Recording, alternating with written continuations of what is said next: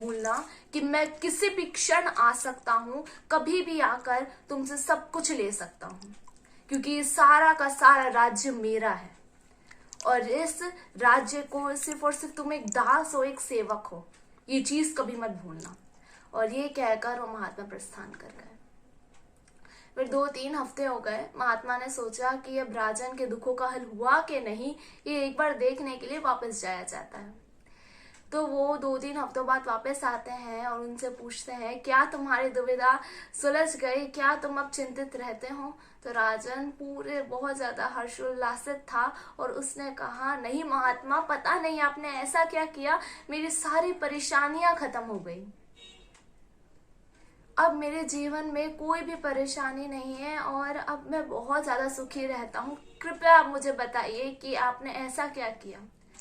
तो महाराज बोले, महात्मा बोले कि देखो, जिस क्षण तुमने अपना सब कुछ मुझे दे दिया था, सब कुछ मुझे समर्पित कर दिया था, उस क्षण तुमने अपने दुखों को भी उस राजपाट के साथ मुझे ही समर्पित कर दिया था। क्योंकि अब तुम्हें पता है कि ये सब कुछ तुम्हारा नहीं है, तुम्हें इसे संभालना नहीं है। तुम तो बस यहाँ के एक सेवक हो, आए हो और कभी भी जा सकते हो। मैं तुमसे कभी भी कुछ भी छीन सकता हूँ, ले सकता हूँ, ये तुम नहीं जानते हो। इसलिए तुमने अपना सब कुछ बस अपने कर्तव्य को पूर्ण करने में लगाया। बाकी अब राज्य का भला हो या बुरा, तुमने तो सोचा होगा कि अब तो साधु का है जो है, अब राज्य में अच्छा हो या बुरा हो, मेरे क्या लेना देना, मुझे तो अपने कर्तव्य से लेना देना है। जिस क्षण तुमने ये सोच लिया, तुम्हारे सारे दुख उसी क्षण खत्म हो गए। इसका मतलब तुमने अपनी राजपाट से, अपने सभी चीजों से अपनी आसक्ति को खत्म कर दिया, अपने अटैचमेंट को खत्म कर दिया। वो अटैचमेंट ही सभी प्रॉब्लम्स की जड़ है। इसी से सभी परेशानियां, सभी दुख बनते हैं।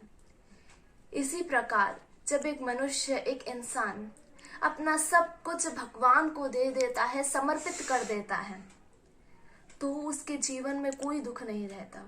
मेरी पत्नी, मेरे बच्चे, मेरा भाई, मेरी बहन, मेरा घर, मेरी जायदाद, जब तक वो ऐसा करता रहेगा उसके दुख बनते ही जाएंगे और इकट्ठे ही होते जाएंगे और जीवन भर वो कभी शांत नहीं रह पाएगा।